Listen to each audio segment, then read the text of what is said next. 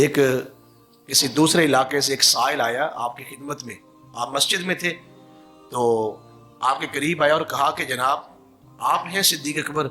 تو آپ نے فرمایا جی آپ نے صحیح سنا ہے، میں صدیق اکبر ہوں۔ کہا مجھے پتہ چلا ہے کہ آپ امیر ہیں اور امیر بھی ہیں۔ 2 مرتبہ اس نے امیر کا لفظ بولا، آپ امیر ہیں اور امیر بھی ہیں۔ اس کا مطلب یہ تھا کہ ایک تو آپ مال و زر کے لحاظ سے امیر ہیں، اور دوسرا اس کا مطلب یہ تھا کہ آپ امیر المومنین ہیں۔ تو میں کسی ایک ضرورت کے تحت آپ کے پاس حاضر ہوا ہوں۔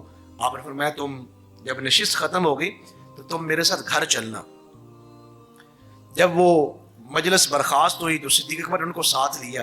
اب وہ سائل خود کہتا ہے کہ میں نے صدیق اکبر کے گھر کا دروازہ دیکھا، بڑا خوبصورت تھا باہر سے۔ جب میں اندر داخل ہوا تو ایک چٹائی بچھی ہوئی تھی جس پہ صدیق اکبر بیٹھتے تھے اور سوتے تھے، وہاں بیٹھ گئے اور میں ان کے ساتھ بیٹھ گیا۔ تو مجھے صدیق اکبر نے فرمایا کہ تو نے جو سنا ہے نا کہ امیر بھی اور امیر، یہ تو نے صحیح سنا ہے، لیکن حقیقت یہ ہے کہ میرے گھر میں 3 دن سے چولہا نہیں چلا، میں اور میرے گھر والے جو ہیں وہ 3 دن سے بھوکے ہیں ہم، لیکن تو آیا ہم تجھے خالی نہیں لٹائیں گے، تم عثمان غنی کے پاس چلے جاؤ اور انہیں جا کے میرا کہو، وہ تمہاری ضرورت کو پورا کر دیں گے۔ سب سے بڑے عرب کے تاجر، یہ ریشمی کپڑے کا سب سے بڑے لیول کا کاروبار کیا سیدنا صدیق اکبر نے اس زمانے میں، لیکن جب حاکم بنے ہیں، آپ امیر المومنین ہیں، خلیفہ وقت ہیں، تو گھر کی حالات کیا ہیں؟ 3 دن سے خود بھی فاقے سے ہیں اور گھر والے بھی فاقے سے ہیں۔ یہ حضور کی تربیت کا فیض تھا، یہ آقا کریم صلی اللہ علیہ وسلم کی محبت کا فیض تھا۔ ان لوگوں نے حقیقت کو جانا ہے کہ یہ چیزیں حقیقت نہیں ہیں، اور پھر جو قیامت والے دن جو صدیق اکبر کی عظمت ہے، ہم تو ان کا تصور بھی نہیں کر سکتے۔ ایک موقع پہ جو ہے وہ مسجد نبوی شریف میں حضور چل رہے ہیں، مسجد نبوی شریف سے باہر نکل رہے ہیں، گھر سے باہر تشریف لا رہے ہیں، ایک طرف صدیق اکبر ہے پھر ایک طرف فاروق اعظم ہے، حضور نے یوں ہاتھ ڈالے ہوئے ہیں، ایک بازو حضور نے صدیق اکبر کے بازو میں ڈالا ہوا ہے اور ایک بازو فاروق اعظم کے بازو میں ڈالا ہوا ہے، اور حضور یوں باہر آئے۔ تو صحابہ کرام نے جب دیکھا تو ایک صحابی نے کہا واہ واہ یا رسول اللہ، واہ واہ حضور کتنے سونے لگ رہے ہو، ہیں کہ یاروں کے ساتھ آپ یوں ہیں تو کتنے سونے لگ رہے ہیں۔ حضور خوش ہو گئے۔ پھر حضور نے اگلی بات ارشاد فرمایا ہاکذا نبعث یوم القیامہ، ہاکذا نبعث یوم القیامہ، تم صرف یہ منظر دیکھ رہے ہو کہ ہم یہاں دونوں، میں اپنے یاروں کے ساتھ بازو ڈال کے آ رہا ہوں، جب تم اپنی قبروں سے اٹھو گے اور میدان محشر میں آؤ گے تم تب بھی اپنی آنکھوں سے دیکھو گے ہم اپنے مزار سے ایسے ہی میدان محشر کی طرف آئیں گے۔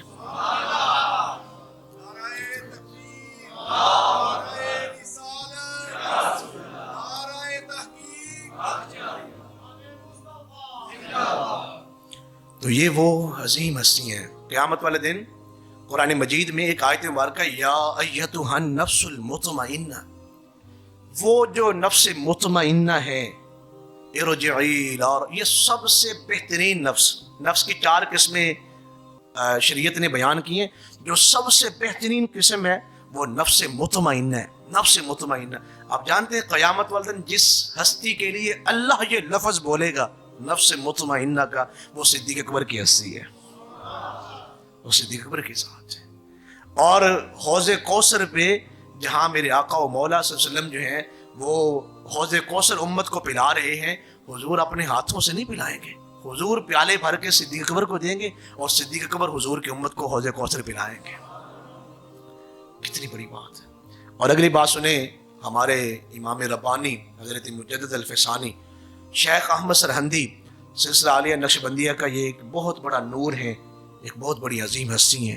حضرت مجدد الفسانی نے جو اپنے مبارک ہاتھوں سے مکتوبات شریف لکھی ہیں، اس کے اندر آپ نے لکھا ہے کہ میں نے حالت کشف میں اللہ تعالیٰ نے مجھ سے فرمایا تھا کہ ہم جنت میں داخلے کی جو شرط رکھ رہے ہیں وہ صدیق اکبر کی محبت شرط رکھ رہے ہیں، یعنی جس دل میں صدیق اکبر کی محبت پائی گئی پھر ایسا ہو ہی نہیں سکتا کہ وہ آدمی دوزخ میں جائے۔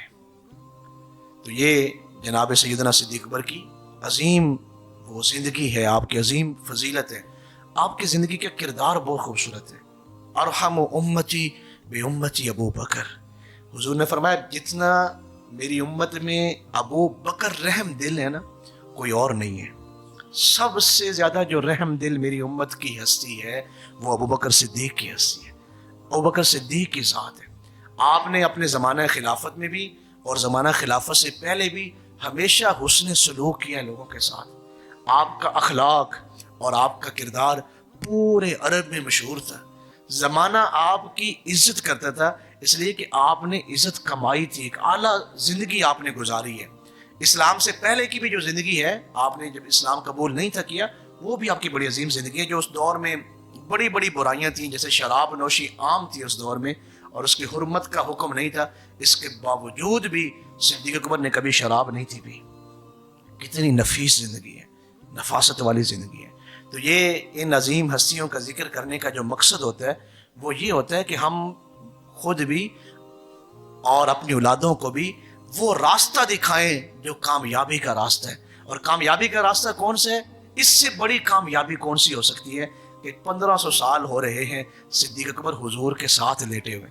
اگر اگلی بات میں آپ کو ایمان افروز سناؤں، آپ سن کے حیران ہوں گے۔ ہمارے ہاں جب لوگ اہل ایمان فوت ہوتے ہیں اور جب انہیں قبر میں اتارا جاتا ہے اور قبر میں رکھا جاتا ہے تو ان کا چہرہ کس طرف رکھا جاتا ہے؟ قبلے کی طرف۔ آپ کبھی صدیق اکبر کا ذکر پڑھیں، جب صدیق اکبر کو قبر شریف میں رکھا گیا ہے، صرف جگہ ہی مان نہیں کہ جس مقام پر صدیق اکبر لیٹے ہوئے وہ جگہ ہی مان نہیں کہ اس کی اتنی بڑی عظمت ہے، لیکن صدیق اکبر کا جو چہرہ جب رکھا گیا، آپ جانتے ہیں کہ صدیق اکبر کا چہرہ کس طرح رکھا گیا؟ حضور کی طرف موڑ کے رکھا گیا۔ کتنی بڑی بات ہے۔ 1500 سالوں سے صدیق اکبر اپنی قبر شریف میں بھی ہیں تو اپنا چہرہ کس کی طرف کیا ہوا ہے؟ حضور کی طرف کیا ہوا ہے۔ کتنی شاندار زندگی ہے اور کتنی شاندار اگلی زندگی ہے، یہ کمائی ہے جو صدیق اکبر نے کی ہے۔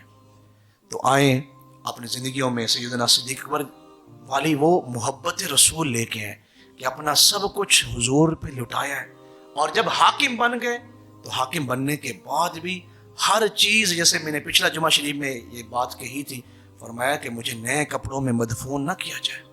نئے کپڑے جو ہیں وہ زندہ کو زیادہ ضرورت ہے بنسبت اس دنیا کو چھوڑنے والے کے۔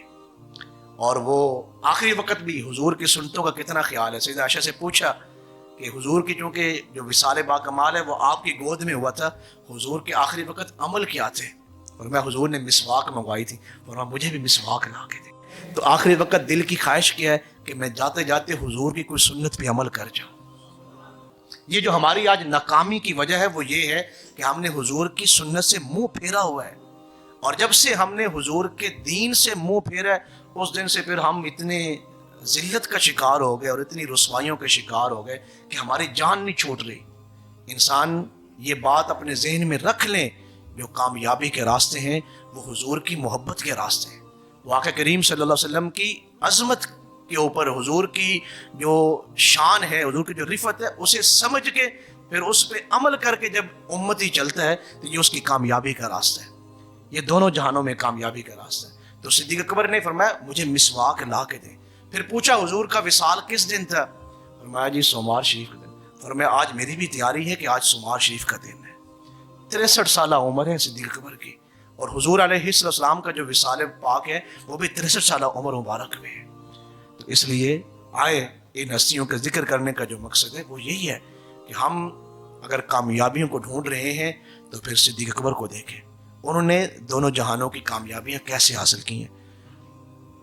مسجد نبوی شریف کی جگہ جو پہلے خریدی وہ بھی صدیق اکبر نے خریدی۔